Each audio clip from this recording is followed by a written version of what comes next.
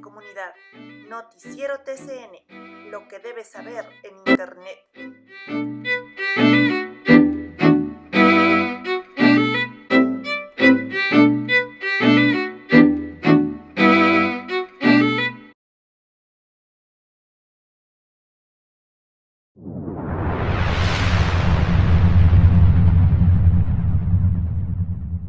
Unidad Educativa Alemán Ambato, educación de calidad. Nos enfocamos en el desarrollo integral, promoviendo el crecimiento intelectual, emocional y social. Inscripciones abiertas para el periodo académico 23-24. Llámanos al 099-5582-956. Querida comunidad de TCN Periodismo Digital, deseándoles una excelente jornada en este 23 de agosto del año 2023. Este es el noticiero TCN. Estamos pues transmitiendo desde la ciudad de Ambato, capital de la provincia de Tungurahua, para sus 9 cantones: Baños, Pelileo, Patate, Píllaro, Ceballos, Quero, Tizaleo y Mocha. Y a través pues de la magia del Internet, de la revolución científico-tecnológica para el Ecuador, Latinoamérica, Sudamérica, Iberoamérica y el mundo. Les invitamos siempre a estar pendientes de nuestro portal web www.decreatinews.info, como también de las redes sociales. En YouTube somos TCN Periodismo Digital, en Facebook TCN Periodismo Digital y en la red X @creatinews TCN.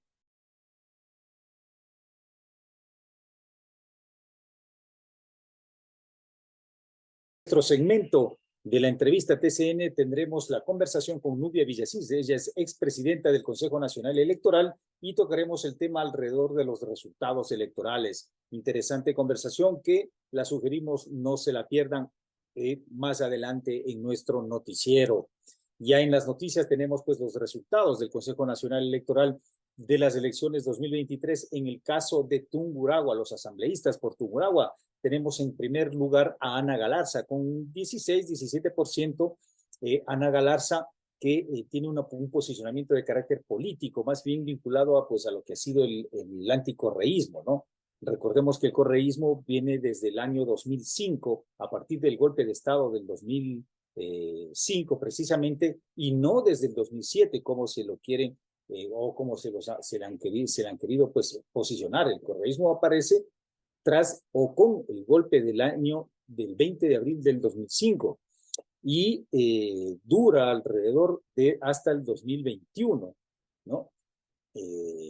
Entonces, ella pues se ha posicionado más políticamente como anticorreísta. Ideológicamente, pensamos que es una figura, un cuadro todavía pues en formación, en su formación de carácter ideológico doctrinal. Vamos a ver cómo esto se amalgama también en esta relación con la organización Construye en la Asamblea Nacional. Es su segunda participación para asambleísta y su segundo triunfo. Antes entró por el movimiento Creo del actual presidente Guillermo Lasso. Entonces, pues vamos a ver qué, con la experiencia ganada, cuál es la participación de Anita Galarza, que ya ha tenido en estas últimas horas una voz de carácter nacional, seguida por Ramiro Vela, que viene en cambio de Centro Democrático. Irónicamente, Centro Democrático, que es una organización más vinculada a la ciudad de Guayaquil, a la provincia del Guayas, es una organización nacional, pero cuyo origen por su representante, el colega periodista Jimmy Jairala, que tuvo una participación personal antes con el PRE, con el roldosismo, con el Partido Social Cristiano, luego ya Centro Democrático estuvo muy ligado al correísmo, incluso se habló de que es un brazo del correísmo. Tuvo una participación con otras organizaciones locales, también cercana al proceso en un momento determinado con la izquierda democrática. Se ha hablado de intentar posicionarle ideológicamente dentro de la socialdemocracia, algo pues que no ha logrado sostener esta organización.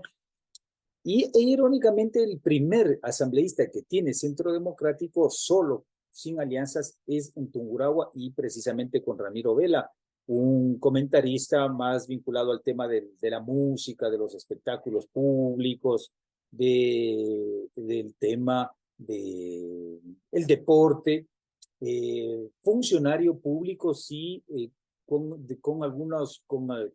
algunas instituciones, con algunos representantes, más bien por un proceso de relaciones públicas. Recordemos que su tocayo, Ramiro Vela Padre, propietario de Radio Calidad en la ciudad de Ambato, pues ha sido el instrumento, precisamente la radiodifusión, que le posicione. Él no viene de una formación del activismo político, de la doctrina política, del pensamiento político, sino más bien de este tema entre el proceso de la farándula, la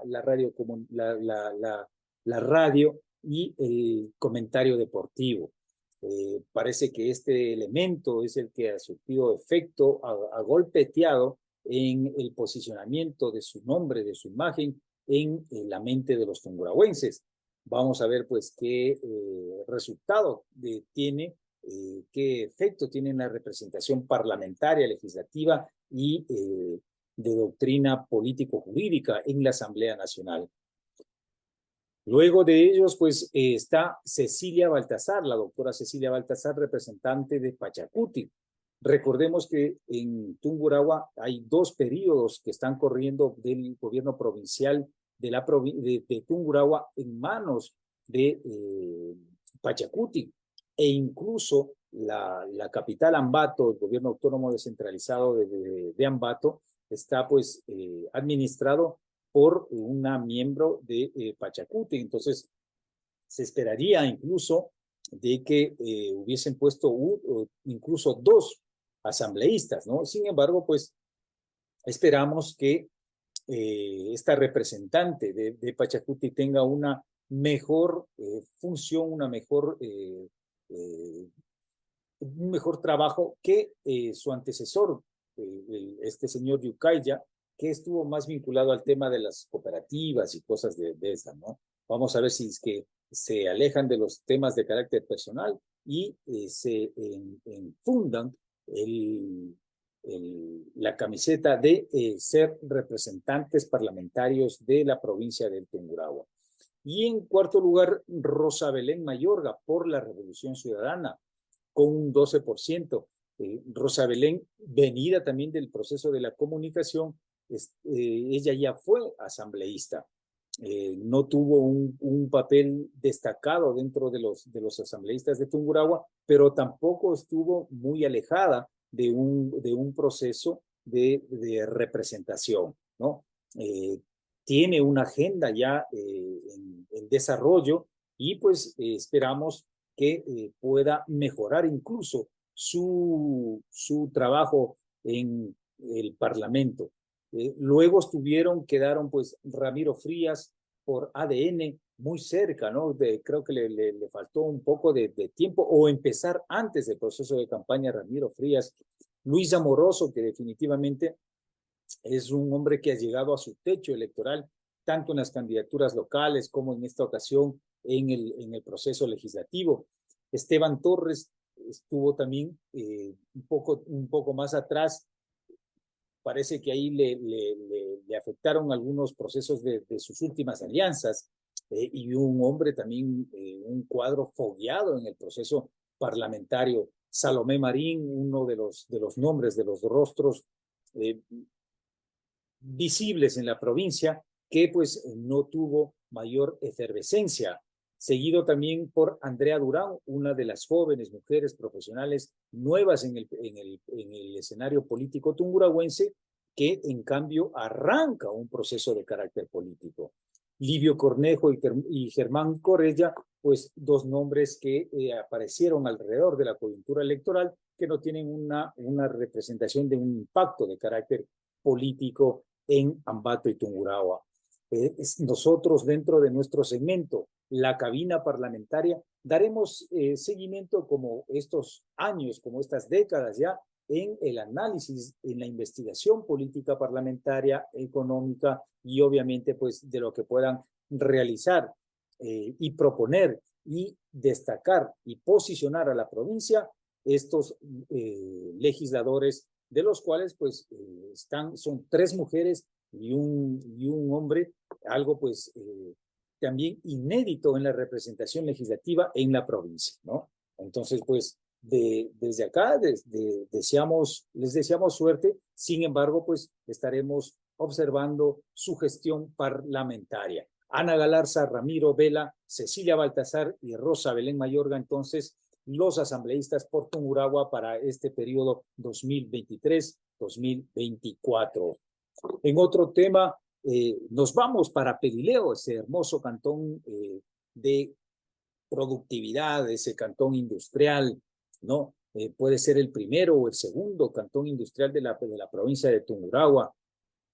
Ese hermoso cantón Pelileo, a quienes pues la comunidad, la gente, los ciudadanos que nos miran en Pelileo, les enviamos un cordial saludo. En Pelileo se desarrolló en el Salón de la Ciudad se presentó el plan de las escuelas seguras. Este plan permitirá mantener un control adecuado en los centros educativos con el fin de dar espacios seguros para estudiantes, docentes y padres de familia. Esto en el marco de la inauguración del año lectivo 2023-2024, ¿no? Para educación inicial, primaria y secundaria. La actividad intersectorial, entonces, entre el GAT de Pelileo, la Policía Nacional, el Distrito de Educación, la Federación de Juntas de Defensa Campesina, los barrios, dirigentes de los transportistas, dirigentes de los comités de padres de familia. Entonces, posibilita que la ciudadanía, la sociedad entera, de manera intersectorial, ¿no? Sociedad civil, institución pública e interinstitucional, entre los diversos sectores de la institución pública, se encuentren y planifiquen, muy importante, y planifiquen, ¿no es cierto?, lo que será la seguridad para los educandos en este hermoso cantón de Pelileo. Felicitaciones y que ese plan se aplique y tenga buenos resultados. Saludos entonces a Pelileo y a las instituciones que participan y se comprometen con este esfuerzo para los chicos, las chicas educandos. Ya pues en otro de los temas tenemos que señalar que este día el presidente Guillermo Lasso estará acá en la ciudad de Ambato. Esto por el inicio de la obra de la construcción de la represa Chiquicagua, a quien le hemos dado seguimiento, ¿no? En nuestros noticieros, en ediciones anteriores, dimos la noticia primero del acuerdo, del convenio del GAD provincial con el financiamiento público, con la empresa constructora, luego el seguimiento y los detalles también de este acuerdo y compromisos con la comunidad, los beneficios que tendrá esta construcción de la represa Chiquicagua. Incluso TCN Periodismo Digital tuvo un diálogo, una conversación directa con el prefecto Manuel Caizabanda, en donde incluso le hacíamos algunas interrogantes respecto de que si existiría algún impacto de carácter ambiental, los beneficios del agua, los años en donde pues estas comunidades y toda la provincia tendríamos beneficios respecto de un mejor riesgo, de un mejor riego de la tierra y por lo tanto pues una mayor productividad agrícola, es decir, es una mejor gestión y administración del agua en estos páramos del Tungurahua, en donde pues es de vital importancia para la existencia misma de la provincia e incluso para el país. Los páramos que le rodean a la provincia, ¿no es cierto? Somos una población de montaña y eso pues nos enorgullece mucho, ¿no es cierto? Y contamos pues contamos con el reto de hacer una excelente gestión de páramos y una excelente gestión del agua, y por eso pues estas tierras nos consideramos pues particularmente bendecidos, ¿no? Entonces el presidente Guillermo Lasso estará este día 23 de agosto acá en la ciudad de Ambato para el inicio de la obra de construcción, ¿no? Como una especie de testigo, como autoridad nacional, y también pues por la participación alrededor de algunas instituciones públicas, ¿no? A las 10:30 entonces en el kilómetro 25 vía Ambato-Guaranda, en el sector de Tambolomba, en la zona de Pucará, en Pilagüín, en la parroquia Pilagüín. Y a las 12 también estará, pues, a las 12 del día, en la entrega del financiamiento del Banco de Desarrollo para la Sierra Centro. Esto también se hará en un evento de masas, en un evento público, en un evento abierto, en el Coliseo de la parroquia Pilagüín, en la misma zona sur occidental de la provincia de Tungurahua, en la vía Ambato-Guaranda. Entonces, pues, vamos a ver, ¿no? Será tal vez la última vez que venga Guillermo Lasso como presidente de la República a la ciudad, o una de las últimas veces, ¿no? El pueblo de Tungurahua fue bastante generoso con Guillermo Lasso, y el gobierno fallido de Guillermo Lasso, porque él mismo suscribió la muerte cruzada, es decir, él mismo suscribió la muerte de su gobierno. Entonces, no ha podido generar mayor infraestructura en la provincia, algunos elementos de coordinación. Las cifras de delincuencia han aumentado, el proceso de inseguridad, las cifras en el gobierno de Guillermo Lasso son bastante escasas, la contradicción, no ha sido muy corresponsable con lo que le dio el pueblo de Tungurahua y el pueblo de Ambato. Incluso a dirigentes de carácter político, jóvenes, de su propia organización, les ha dado la espalda, ¿no? Entonces, el balance no es muy bueno para la provincia de Tungurahua del gobierno de Guillermo Lasso. Las expectativas incluso que se tuvieron en otros sentidos, más bien han venido de los sectores de los gobiernos locales, tanto provincial, cantonal y de los cantones, que han logrado sostener cierta posibilidad de diálogo, de coordinación, es decir, de abajo hacia arriba, no de arriba hacia abajo. Entonces, pues el proceso y el balance de la historia para la provincia en el gobierno de Guillermo Lasso todavía está por escribirse, pero pues estamos seguros de que Lasso queda debiendo a Ambato y a Tungurahua. En otro de los temas también nos vamos para el Cantón Patate, el hermoso valle de Patate, ¿no? Este cantón pues está por cumplir los 50 años de cantonización, ¿no? Y el gobierno autónomo descentralizado ha convocado y está organizando la Minga de la Limpieza. Esta Minga de la Limpieza que se efectuará desde las 8 horas este próximo 25 de agosto en las calles de la ciudad. Entonces se hace la convocatoria a los vecinos, a los barrios, ¿no es cierto?, para fortalecer esta minga de limpieza, que no está por demás también señalarlo de que la limpieza es una responsabilidad del gobierno autónomo descentralizado. No es necesario que salga el propio ciudadano que ya paga sus impuestos, está en su actividad, ¿no es cierto? Paga sus impuestos para que los municipios hagan la limpieza, pero pues se organiza también esta figura de la minga como una especie de encuentro, ¿no es cierto?, de relación entre la institución pública, el gobierno local y la ciudadanía. Esperamos pues que lo vaya bien y esperamos estar en Patate pues brillando, ¿no?, después de esa minga de la limpieza. Entonces, felicitaciones a la gente también que nos mira, que nos sigue en el Cantón Patate en sus 50 años de cantonización. En otro tema, un tema bastante delicado, que por el tema del proceso de carácter electoral no se le ha dado el seguimiento respectivo, pero ha estado en la carpeta, en el folder de TCN Periodismo Digital. El día sábado, en la noche, Francisco Tamariz, alcalde del Cantón La Libertad, a través de Facebook Live, denunció que la Policía Nacional, entre comillas, intentó asesinarme. Nos dieron bala y plomo, señaló.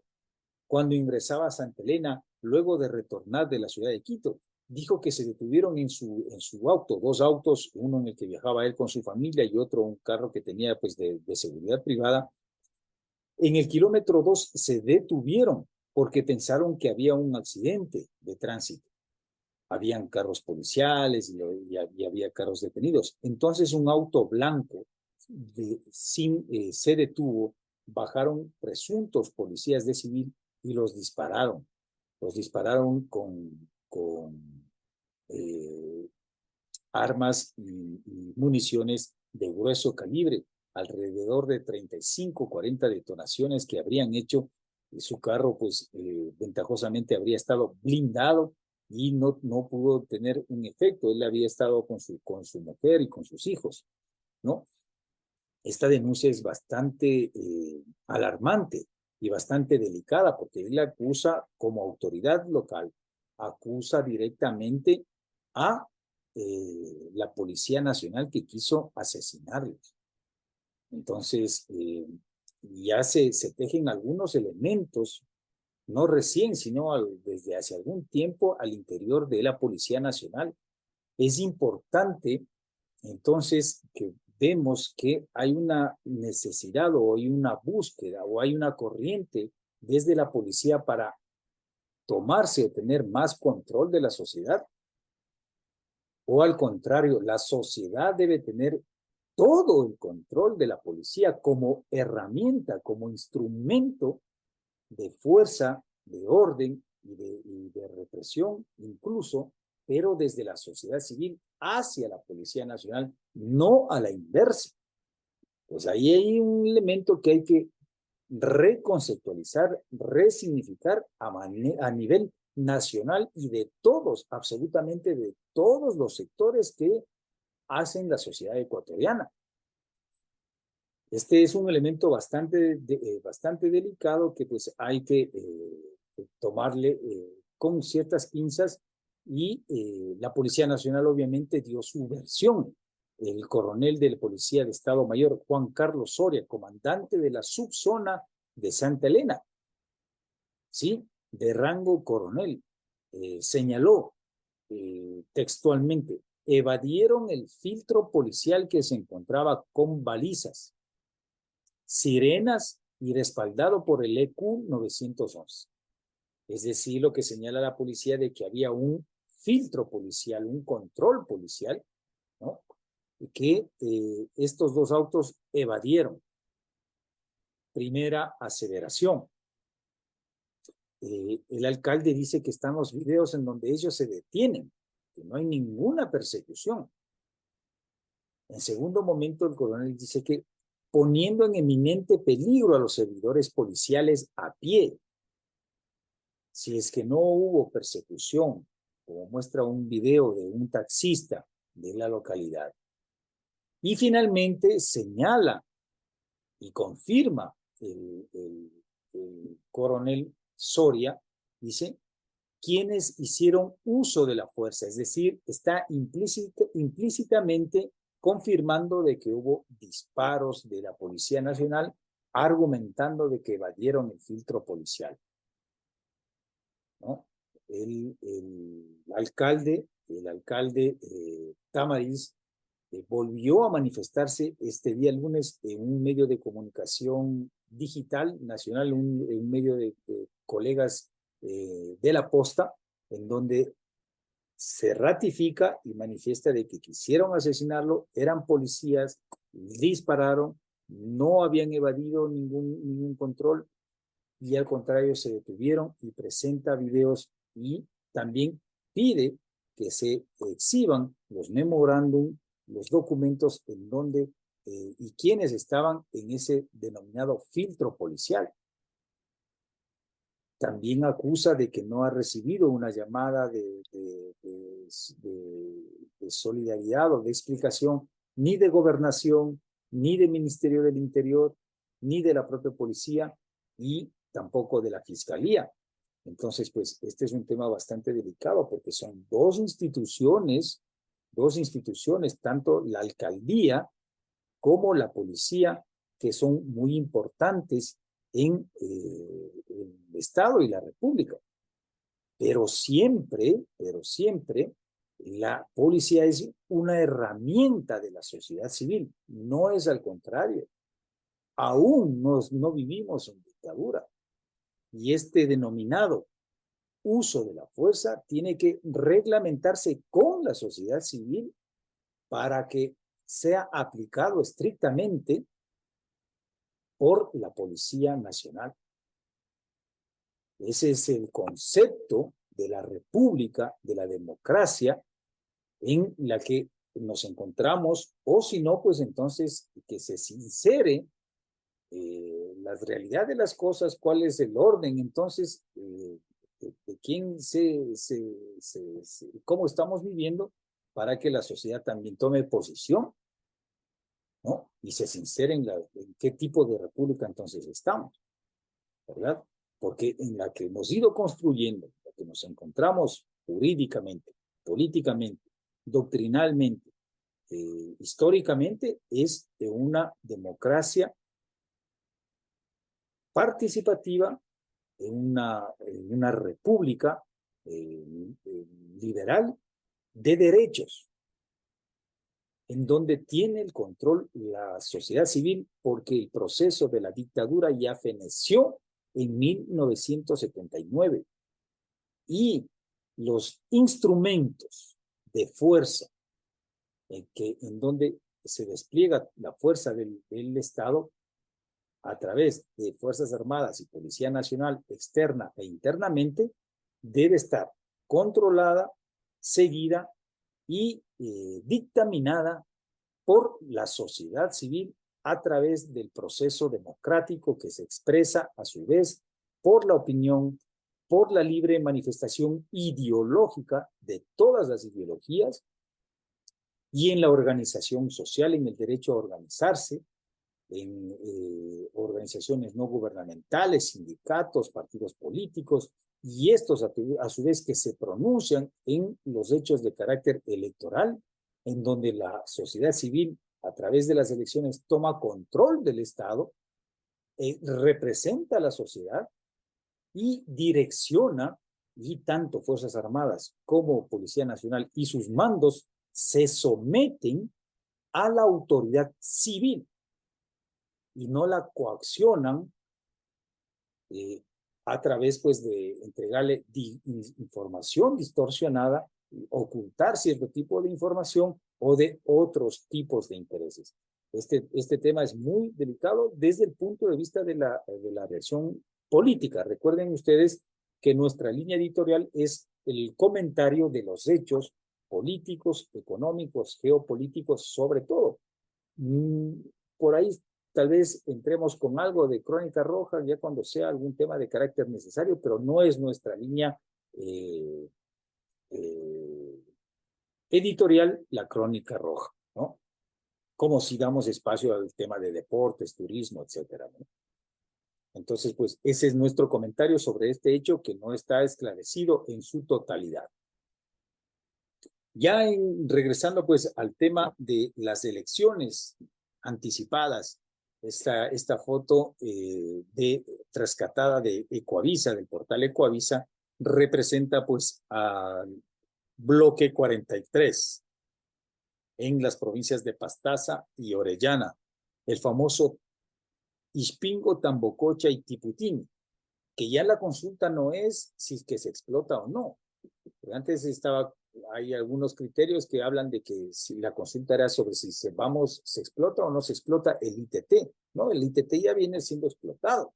La consulta viene es sobre que si se sigue explotando o ya no.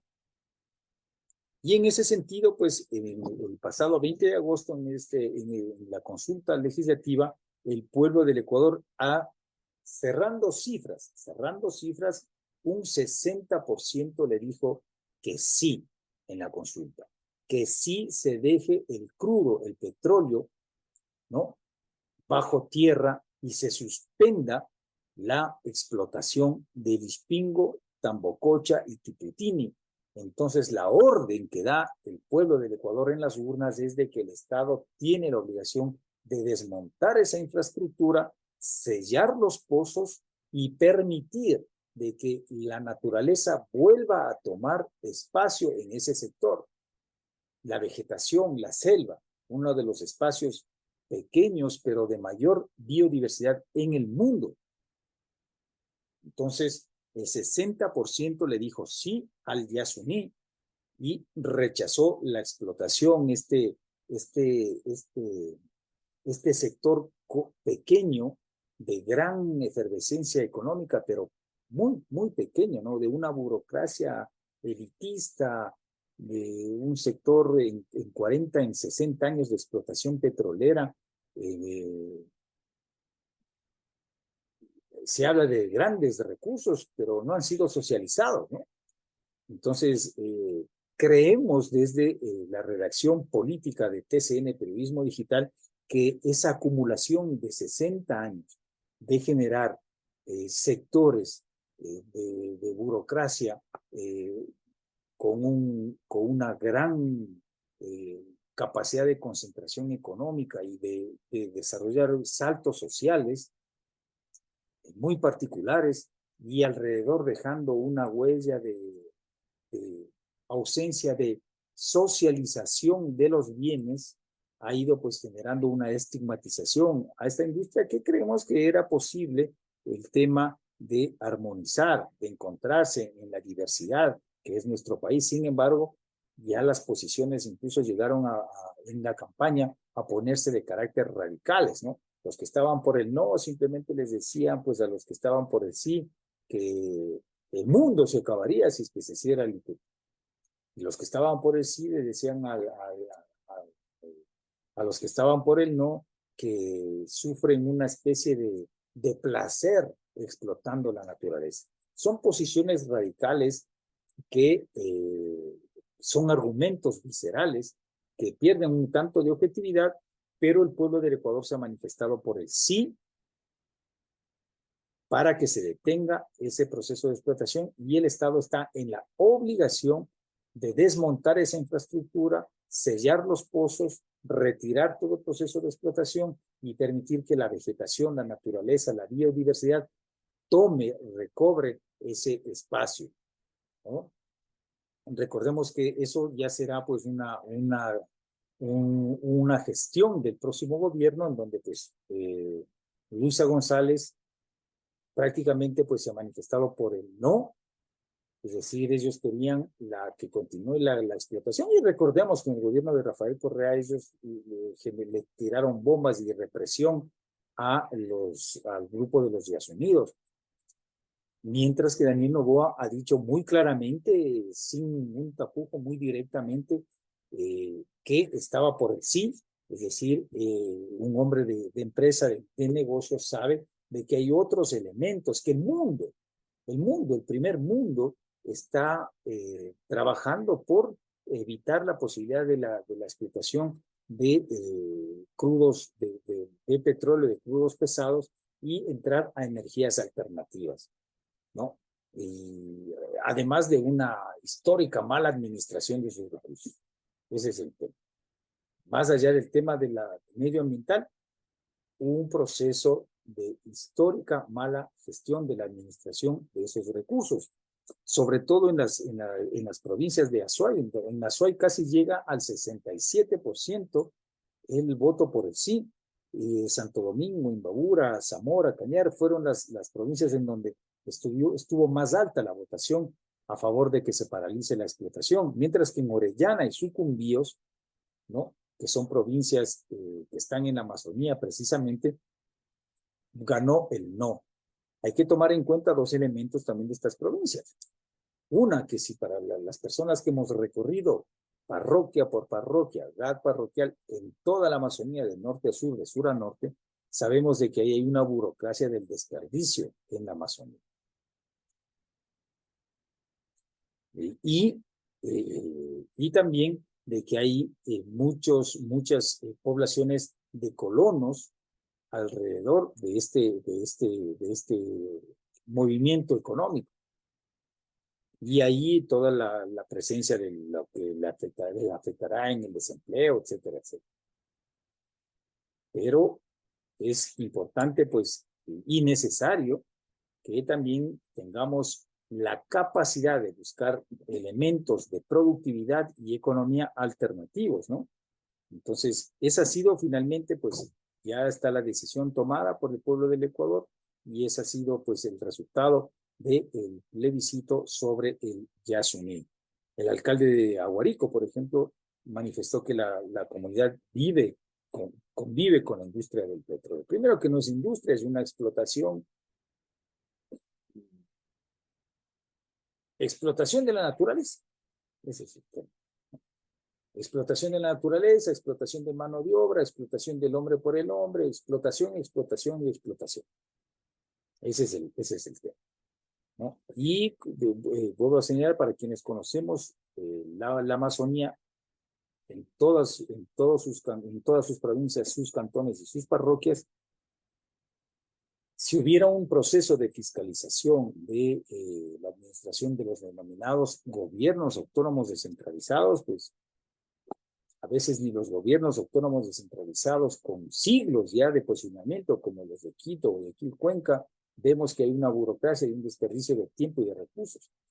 En los gobiernos autónomos descentralizados de la Amazonía hay muchos más problemas de carácter sociales que analizar que únicamente esto.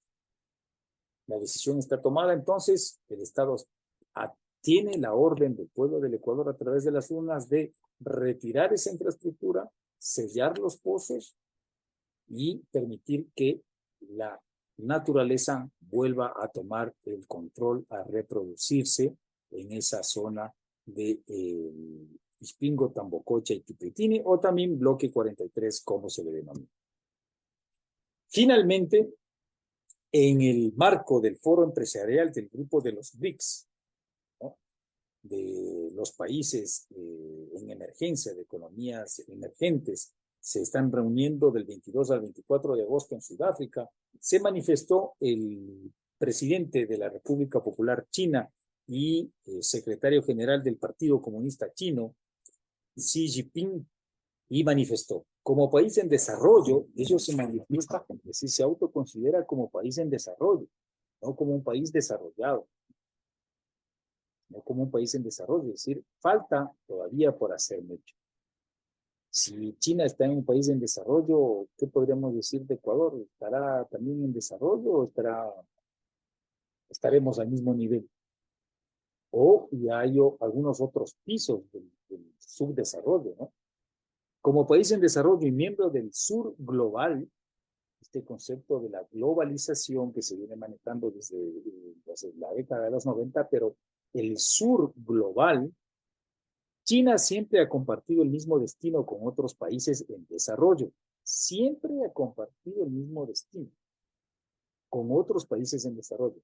Ha defendido firmemente los intereses comunes de otros países en desarrollo y ha presionado para aumentar la representación y la voz de los países con mercados emergentes.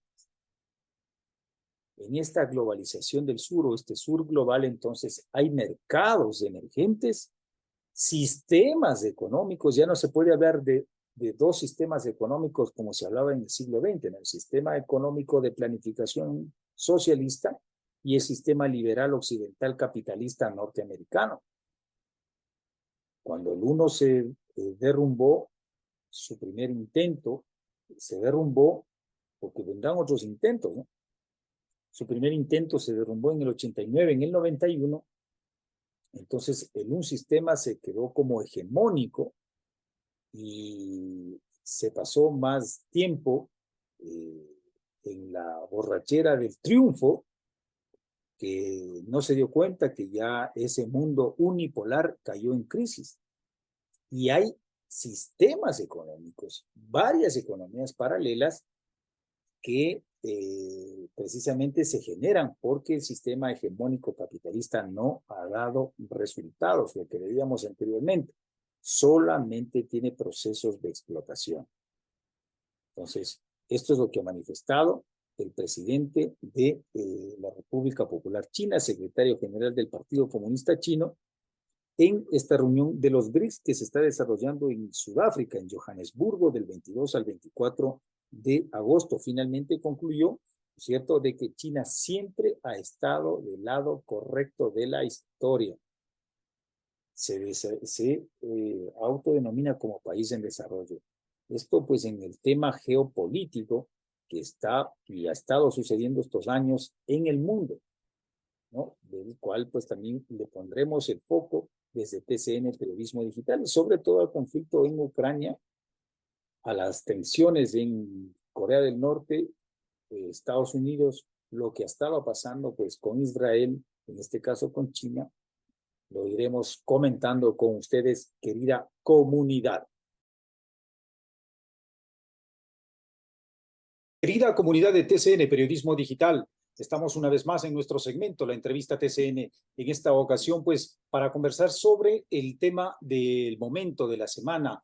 El día domingo 20 de agosto los ecuatorianos fuimos convocados a las urnas para dar respuesta a 8 opciones que tuvimos en papeleta por las elecciones anticipadas. En esta oportunidad tenemos que dar la bienvenida y el agradecimiento a Nubia Villasís. Ella es analista política de temas públicos, es autoridad electoral y pues vamos a conversar alrededor de esta coyuntura específicamente. Mi estimada Nubia, qué gusto tenerte en TCN Periodismo Digital. Y claro, la primera pregunta brota, ¿no es cierto? ¿Cuáles son tus impresiones del resultado de las elecciones del 20 de agosto con los dos binomios que han pasado al balotaje? Bienvenida, por favor. Gracias, un gusto siempre estar con ustedes. Bueno, qué decir, sino sorprendida, al igual que todos o la mayoría de los ecuatorianos ante los resultados que se han presentado en estas elecciones anticipadas. Nadie se lo esperaba. Es decir, el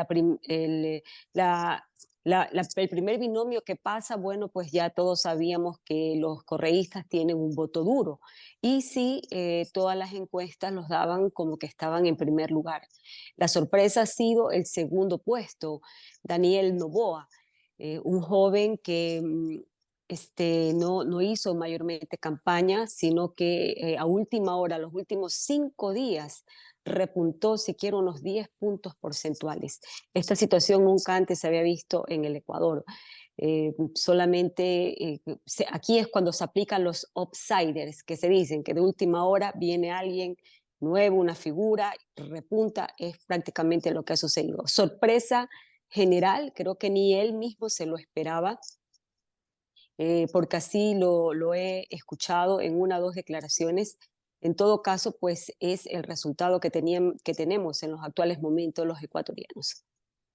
Desde luego que sí, efectivamente, tal cual tú lo señalas, pues el candidato Daniel Noboa manifestó, incluso cuando fue interrogado por la prensa, de qué es lo que le dijeron sus padres. Y él dijo, pues me dijeron poco, me dieron solamente un beso y un abrazo, porque también estaban sorprendidos del resultado. Es definitivamente ese electorado que se decidió casi al final, en los últimos, como tú señalas, 5 días, en las últimas 48 horas antes de enfrentarse a las urnas.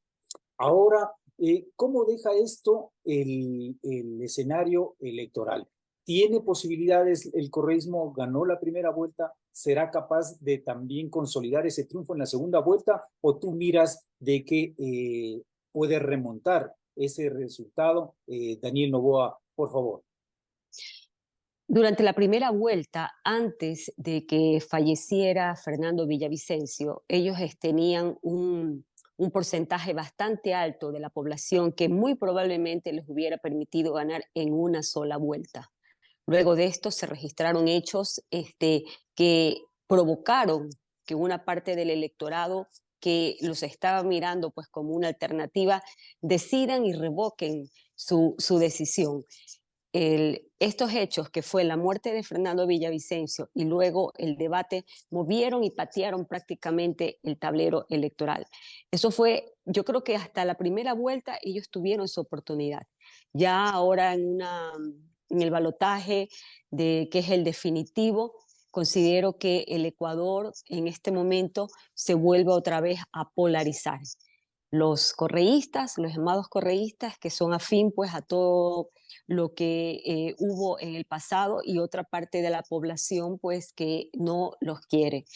En todo caso, van a ser 2 meses bastante intensos. En lo personal, considero que Daniel Noboa está en el momento oportuno, en el tiempo y el momento oportuno. Entonces, las situaciones pueden estarse alineando favorablemente. Y por una sencilla razón. Primer puesto fue los RC. Segundo, Daniel Noboa. Tercero, tenemos a Zurita, ¿verdad? Ese electorado jamás va a votar por los RC. Entonces significa que sin que Zurita diga nada, automáticamente ese voto todo se va a ir para Daniel Noboa. El tercer puesto, que fue Jan Topic, el cuarto puesto, Jan Topic, ya él ha manifestado que va a apoyar en lo personal a Daniel Noboa. No le ha dado ninguna directriz, no le digo su militancia, porque no tiene militancia, lo que él tiene son simpatizantes, ¿no? Él obedece al Partido Social Cristiano, entonces parte de esa votación mayoritariamente, diría yo, migrará también para el lado de Daniel Noboa. Y luego tienes los otros puestos como son los de Yacu Pérez, Hervas, que si bien es cierto, no es un porcentaje del electorado alto, pero sin embargo son unos 5 puntos porcentuales que suman en la totalidad, 5 o 6 puntos, es un electorado que preferiría votar por Noboa antes de por los RC. Si es que no se van al voto nulo, que es otra posibilidad, ¿no? Entonces, considero que así como ganó la primera vuelta sin hacer mayormente campaña, sin tener mucha exposición pública, manejarse más a través de redes sociales e incluso sin haber hecho actividades proselitistas, sino 2 o 3 días antes del cierre de campaña, y llegó, muy probablemente en la segunda vuelta ocurra lo mismo, por esas circunstancias que estoy mencionando. Es decir, un poco ya va liderando toda una tendencia, ¿no es cierto? Se va acumulando. Esto en la parte alta de los resultados. ¿Qué decir, mi estimada Nubia, en la parte baja, en donde Bolívar Armijos, Javier Hervas, Yacu Pérez empezaron pues a disputarse, se podría decir, los últimos lugares? En el caso de Javier Hervas, que fue una verdadera sorpresa en las elecciones del 2021, y Yacu Pérez, que viene de un proceso, también detentó el paso a la segunda vuelta en las elecciones pasadas. ¿Qué fue lo que sucedió con estos dos personajes? Sobre todo porque en el caso de Bolívar Armijos, pues es nuevo, de una estructura joven, no llegó a detentar una posible entrada a la segunda vuelta. ¿Qué decir de estas dos figuras, por favor?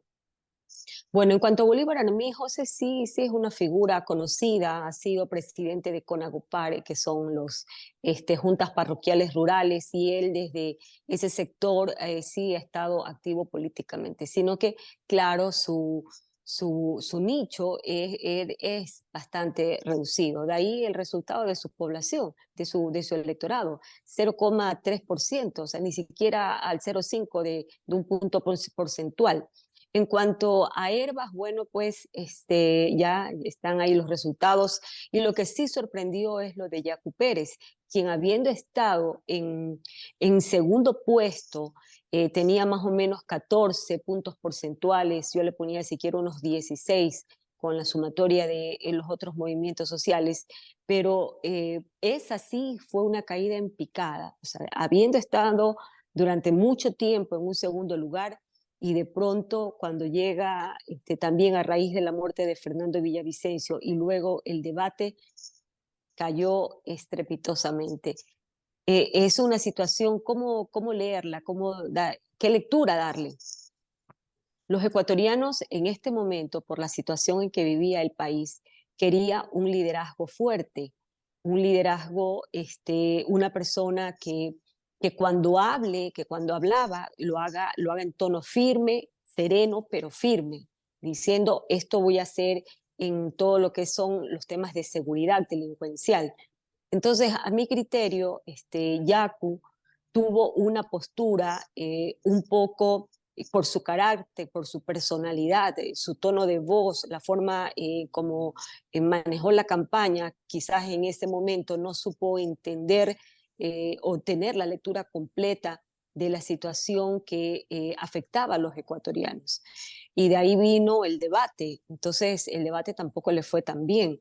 Y ese electorado que había apostado por él sintió en este momento que o apostó más bien a lo que actualmente tenemos, una persona joven que prácticamente se lo conoce muy poco. Es verdad, Daniel Noboa estuvo en la asamblea, pero prácticamente pasó un poco desapercibido por cuanto a pesar de haber estado liderando una de las comisiones, se lo vio muy poco en la actividad política o al menos mediática. Entonces ahora él tiene un gran reto. Por un lado, en este tiempo de campaña, pues demostrar a los ecuatorianos, y creo que bueno, en el debate ya lo hizo, que sí es una persona preparada y que está capacitada para poder dirigir al Ecuador. Pero vamos a ver pues cómo avanzaría un gobierno de este tipo. El tema es que hay dos opciones en este momento para los ecuatorianos y hay que decidirse. O te decides por los correístas o te decides por la otra opción que los ecuatorianos mismos pusieron en las urnas, y es Daniel Noboa. De ahí votar por un voto nulo, voto en blanco, abstenerse, es una irresponsabilidad a mi criterio, ¿no? Porque si uno no deja de consignar su voto, el voto es secreto, al no consignar su voto, ¿qué es lo que vas a hacer? Le vas a dar automáticamente fortaleces a la tendencia que tiene el voto duro, pues que serían los correístas. Ahora, mi estimada Nubia, antes de pasar al qué hacer y quedarnos en qué es lo que pasó, esta figura de Yacu Pérez, que un poco era la alternativa para disputar el nicho ideológico, el nicho electoral con el correísmo, ¿no? Estaba con el Partido Socialista Ecuatoriano, con Democracia Sí, con la Unidad Popular. No logró tampoco consolidar su movimiento Somos Agua. ¿Tendrá futuro político electoral después de esta caída? ¿Tú cómo ves tanto el sector como la figura misma de Yacu Pérez?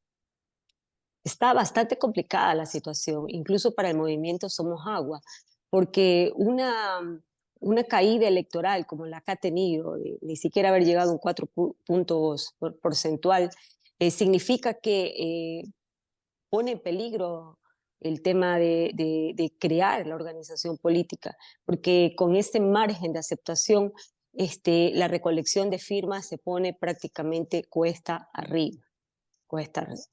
Eso por un lado. Y en cuanto a lo otro, ¿qué pasó? Bueno, no, la alianza, porque he escuchado muchas voces que dicen o que critican las alianzas que él realizó. A mi criterio, no fueron las alianzas. Es más, las alianzas pudieron haber hasta fortalecido porque le dieron la estructura territorial, el despliegue que se requería para un proceso de esto de aquí. No fueron las alianzas. No fueron las alianzas. Entonces, fue la situación, las circunstancias en las cuales se llevó la campaña. Entonces, como le digo, en el momento en que se vivía en el Ecuador, en donde teníamos muertes por todos lados, candidatos que estaban siendo asesinados, nunca antes en la historia un candidato a la presidencia con sicariato, o sea, qué forma en que se estresó a los ecuatorianos. Todo el mundo está estresado por eso de ahí. Entonces, en ese momento lo que la gente quería escuchar era una persona que sí, que hable con tranquilidad, pero con firmeza, y que diga lo que iba a realizar para poder detener esa ola criminal. Entonces, el liderazgo de Yacu en ese momento no calzó con el entorno con el cual estamos desarrollando los ecuatorianos. Y usted mire los resultados, véale las caras. Son todas personas jóvenes, esa es la otra. Había una alta indecisión.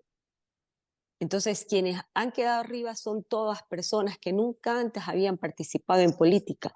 Bueno, el tema de Luisa ya todos conocen que Correa endosa votos, los votos no sean de ella, son de Correa. El segundo, Daniel Noboa, a pesar de haber estado en la Asamblea Nacional, pero acuérdese de que él estuvo por una dignidad provincial, que fue de Ramate Santa Elena, una provincia muy chiquita, y no tuvo una participación como que notoria durante la legislatura anterior. Después tienes a Zurita, que jamás ha participado en política, apareció por obra y gracia de, bueno, no, por todos los hechos insólitos que se dieron en el Ecuador, tuvo poco tiempo para darse a conocer a nivel nacional, ni nada de eso. Ahí primó el voto, lo que se llama el voto sentimental, por un lado, pero por otro lado también el discurso. Zurita tiene un discurso incluso mucho más radical a mi criterio que el mismo Fernando Villavicencio. Entonces, en ese momento, la población ecuatoriana quería escuchar eso. Y por el otro lado tenías a Topic, que sí, claro, el grandote, el Rambo, pero en cambio a Topic a pesar de que se lo sentía con todos los bríos, como que él sí podía detener toda esta situación de inseguridad que se vivía en el Ecuador, pero en cambio a Topic no se lo percibía una persona con las capacidades suficientes para poder gobernar un país, porque justamente por toda esa agresividad que él se denota en ciertas situaciones, ¿no? Y que fueron de conocimiento público. Entonces, aún a pesar de que Topic sí se lo notó preparado en el debate, bastante preparado, bastante seguro, lo que dijo, cómo lo dijo, lo hizo muy bien. Pero aún a pesar de esto, los ecuatorianos prefirieron a otro joven que habló poco, pero lo poco que dijo, cómo lo dijo, el tono en que utilizó, lo sintieron más afín a lo que ellos creen que puede ser un administrador del Estado ecuatoriano. Ahora es conocido, bueno, ya está sumamente marcado, ¿no es cierto?, las diferencias de estilo, de imagen, de sensación, de emociones que generaba el abogado Álvaro Noboa con su hijo Daniel Noboa. Sin embargo, tendrán similitudes en el programa de carácter económico, en el programa de carácter administrativo. ¿Cómo tú miras? ¿Cuáles son lo que les une y cuáles son los tres, cuatro distanciamientos que se les puede ubicar como distintos y cuáles como similares? En este punto en el que estamos en este momento, no importa o no les va a importar al electorado lo que diga Daniel Noboa o cuál es su plan de gobierno. Es más, las personas que votaron por él no lo conocen, el plan de gobierno, no saben cuáles sus propias propuestas en materia de seguridad o en materia económica. No, ellos solo se rigieron por lo que vieron en el debate. Pero si usted pregunta a profundidad, nadie conoce a profundidad el plan de gobierno de Daniel Noboa. Y es una persona, además, que abiertamente ha dicho que a él no le interesan las ideologías. Es decir, él es una persona pragmática. Entonces, ¿qué te está diciendo eso, David? Que nuestro electorado ecuatoriano no está votando o no ha votado por el tema ideológico, si eres de izquierda, de derecha, si tienes un programa social, si tu visión social en cuanto a la seguridad social, a la salud, tiene que tener ejes de izquierda o de derecha. No, la gente no votó por eso, votó simplemente por lo que vio en ese momento. Y además la declaratoria de él, que no tiene ideología, que él es una persona pragmática, y los ecuatorianos que votaron por él en esta primera vuelta, significa que le dan la razón. Ya ven más que esto, incluso más que su padre, ellos están viendo simplemente al Daniel Noboa que se presentó, un joven que, ¿cómo es que se llama?, que tiene una formación que le ha dado la capacidad de poder desenvolverse bien ante los medios y que creen entonces por eso que puede tener la capacidad suficiente para dirigir un país producto de su preparación al exterior. Y él se presenta en un momento en donde todos estábamos los ecuatorianos, están temerosos por el tema de la inseguridad, la delincuencia, la falta de trabajo. Entonces ven a este joven empresario como un mecanismo para poder solucionar sus problemas. Es lo que está pasando. El electorado de Daniel Noboa no está pensando de lo que el plan de trabajo de su papá, su plan de trabajo, no han visto nada de eso. Es un fenómeno social lo que ha sucedido, le comento, Desde y luego electoral, y electoral. está generando unas resignificaciones, ¿no? Está generando, enviando otros significados que traspasan lo tradicional en la política electoral. Ahora, este pragmatismo de Daniel Noboa, en el caso de llegar a ser gobierno, le posibilitaría tener un gabinete, un punto de encuentro entre varios sectores, un gabinete repartido con gente del sector de trabajadores, del sector industrial, del sector empresarial. ¿Tú miras aquello o se alineará en una zona netamente de su sector socioeconómico? Con su pensamiento pragmático, lo que él va a ver al momento de elegir su gabinete va a ser hoja de vida.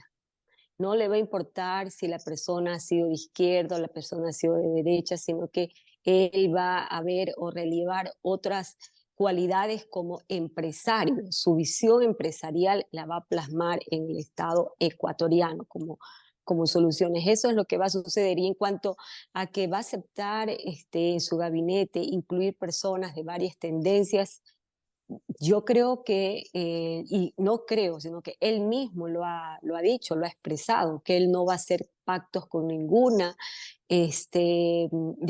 partido político, ningún movimiento político. Entonces, y hay que ver hasta cuándo se mantenga así, pero en todo caso la visión que él tenga va a ser netamente pragmática.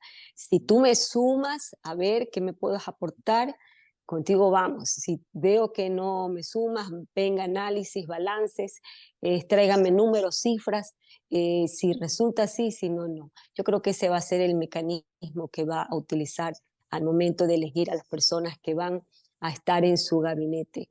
Los va a seleccionar de esa forma, que en definitiva tiene que ser así, le cuento, porque cuando Desde alguien luego. tiene que apoyar a un país, no se debería ver ideología, sino más bien, bueno, capacidades, aptitudes y cómo pueden solucionar, es decir, alguien que venga con proyectos, con propuestas de solución. Correcto. Estamos conversando con Nubia Villasís, ella es analista de temas públicos, de temas políticos. Nubia, tú estás en la ciudad de Guayaquil. ¿Cuáles son las contradicciones o cuál es la sensación que se siente entre lo que ha sido pues el Partido Social Cristiano, la figura y el sector económico del actual presidente Guillermo Lasso y también este otro sector de Daniel Noboa? ¿Cómo percibes, siendo las tres figuras, los tres sectores de que te nombro, de la ciudad de Guayaquil, del puerto principal? ¿Existen contradicciones profundas o también pueden llegar a un momento determinado a encontrarse? Por favor. El tema del Partido Social Cristiano de Jaime Nebot, en este momento él es un esbirro de Rafael Correa, porque ellos perdieron la joya de la corona, que es la alcaldía de Guayaquil, y además perdieron alcaldías y prefecturas importantes. Entonces, si usted nota, las acciones de Jaime Nebot siempre están ligadas a favorecer a los R5. Entonces, el mismo Jan Topic, quien a título personal ha dicho que va a apoyar a Álvaro Noboa, pero Jan Topic, sus negocios están con los R5, pues. Entonces, en cuanto a que si Nebot va a apoyar una candidatura de Noboa abiertamente, lo veo muy difícil, porque donde él hace o políticamente intenta manejar hacia ese lado, simplemente desde Bélgica le han de decir, oiga, en el municipio de Guayaquil encontramos que sus fundaciones están o cualquier cosa. Entonces, yo creo que Nebot va a mantener una actitud cauta en esta segunda vuelta y se va a cuidar de dar su apoyo por temas netamente empresarial hacia el grupo de Álvaro Noboa, por cuanto él mismo pues, es un empresario. En cuanto a Guillermo Lasso, usted me pregunta sobre si pudiese ser la postura de él. eh, vamos a ver qué sucede, porque el Lazo, toda la gente que estaba con Zurita en su mayoría, son personas afines a Guillermo Lasso. Incluso muchos ecuatorianos conocían que el mismo Fernando Villavicencio tenía el apoyo de él.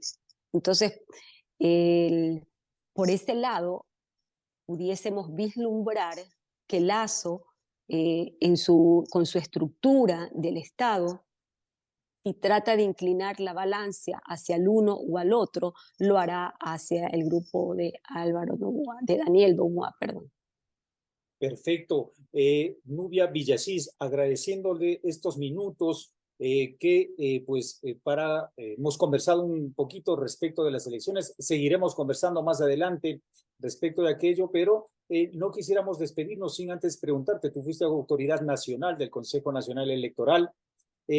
¿Cómo vistes la respuesta del Consejo Nacional Electoral en cuanto a los tiempos marcados, a la organización, a la planificación?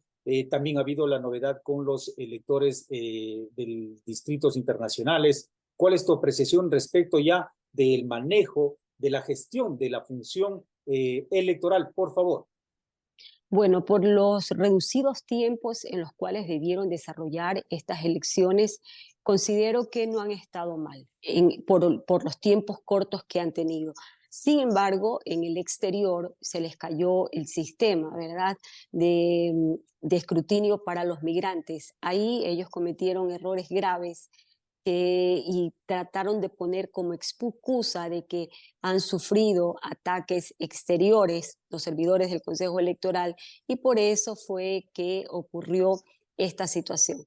Yo dudo mucho que eso haya sucedido, considero que más bien fue un tema de software que no lo probaron con mucha anticipación, el desarrollador quizás cometió errores, porque en las primeras horas se quedaron sin sufragar una buena cantidad de electorados del exterior, y luego en la tarde lograron estabilizar. Si hubiese sido de verdad ataque de hackers, no solamente hubiera sido vulnerado el sistema del exterior, sino también el del país. Y cuando los hackers han intentado atacar al sistema del Consejo Electoral, es al espejo, porque es la página de publicación, y en cada proceso electoral efectivamente vienen 1 millón de ingresos, 2 millones desde afuera, desde el exterior, de todos los países que ella nombró. Eso no es algo nuevo, siempre ha sucedido, pero por eso están las medidas de seguridad, y por eso es que la página de publicación, que es a la cual logran tener acceso, eso es un espejo. Pero el problema de acá no fue el espejo, no fue la página de publicación. Ellos tuvieron un problema con el voto telemático, es decir, con el software. De ahí que la auditoría informática que se haga después de esto, claro que les va a generar responsabilidades civiles, penales y hasta administrativas, porque ellos no cumplieron su razón de ser, que es garantizarle el voto a las personas. En el exterior quizás deban repetir la elección para la circunscripción del exterior, porque se vio afectado más del 30% de los recintos en el exterior. Y la norma dice que si ocurre una afectación en ese porcentaje, se puede repetir la elección siempre y cuando esos resultados incidan en el escrutinio final. Entonces, en la papeleta del binomio presidencial no inciden, tampoco inciden en la papeleta del Yasuní, pero en cambio, en la papeleta de la circunscripción del exterior de esos asambleístas, ahí sí afectó, porque únicamente pudo sufragar, de lo que tenemos entendido, algo así como el 9%, ni siquiera 2 dígitos, ni siquiera 10. Entonces, ahí hay una afectación que que genera responsabilidades. Ok, Nubia Villasís, amiga de la casa, estaremos conversando más adelante respecto pues de cómo va la marcha tanto de la campaña como de los resultados el 15 de octubre. Un abrazo y hasta una próxima Gracias. oportunidad. El editorial de este 23 de agosto del año 2023. Y tendremos que referirnos a el proceso de dejar un poco atrás lo que sucedió el 20 de agosto por el motivo de las elecciones y qué es lo que existe, cuáles son las posibilidades de lo que se vendrá. En primera instancia, el balotaje, la segunda vuelta, se dará pues el 15 de octubre de este año entre estas dos corrientes de carácter políticas, ¿no es cierto? La una representada pues, por Luisa González y la otra por Daniel Noboa. Hemos hablado un poco de sus antecedentes, de cómo fue la campaña, hablamos el día de ayer. Ahora pues tendremos que hablar de qué es lo que es, cómo se presenta este proceso de administración del Estado en el caso de Luisa González. Ellos ya tienen una experiencia en el carácter público de administración del Estado, no solo una experiencia, sino de hecho, pues implantaron, aplicaron, ¿cierto? Lo que se llama la Constitución y cambios alrededor del Estado. Por ejemplo, crearon, aumentaron ministerios, crearon dos funciones del Estado más, de las tradicionales, ¿no es cierto? La función electoral y la función de control social. Alrededor de los ministerios crearon esta figura inexplicable de los viceministros. Es una figura inexplicable, ¿no? Yéndose en contra de toda lógica de la administración moderna. Se creó también los gobiernos autónomos. Entonces, pues ellos básicamente entrarían pues a administrar lo que ellos supusieron. Lo que la otra corriente lo que expresó es de que ese proceso de administración del Estado pues chocó con la realidad. Una excesiva burocracia, una excesiva presencia del Estado, el estatismo como una presencia bastante torpe para la marcha de la sociedad, ¿no? Un elefante soso y bobo, un Estado excesivamente grande, una burocracia inmensa. Recuerdo que en el año 2009, el Ministerio de Turismo, que tenía 35 funcionarios en la ciudad de Quito, de pronto se llenó a casi 200, a tal punto de que el edificio se viró porque había exceso de burocracia, no había dónde ponerles. Y esa burocracia, ¿no es cierto?, es la que dice pues que en la época del correísmo había trabajo y había que los beneficios, que es lo que les sostiene, ¿no? Pero ¿a qué costo social, histórico social? Porque desmontar eso está bastante complicado.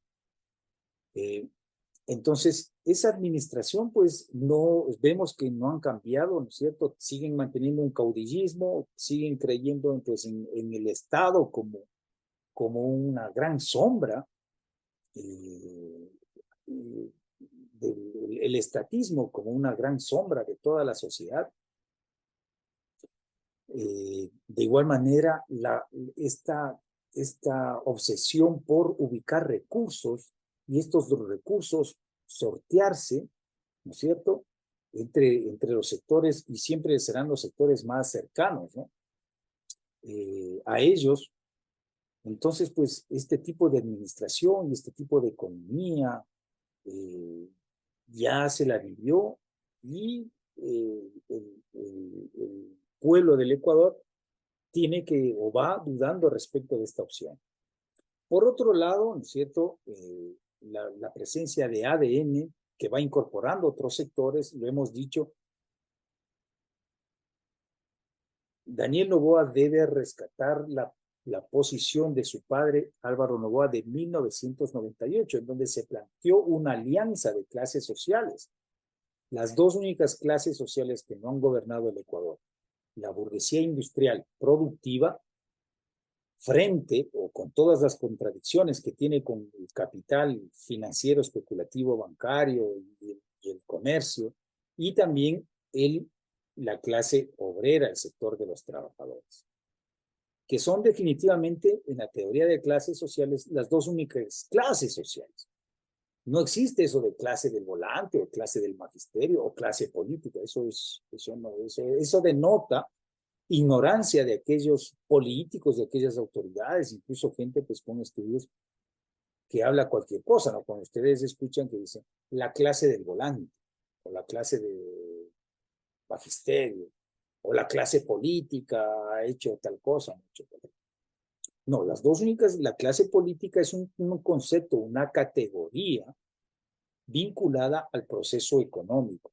Y el proceso económico en su función que cumple en la producción en una sociedad. Y ahí hay dos clases determinantes, trabajadores y burguesía industrial. Los otros son sectores o aliados de clase. Los banqueros son un sector aliado de la clase de la burguesía, pero no son la burguesía.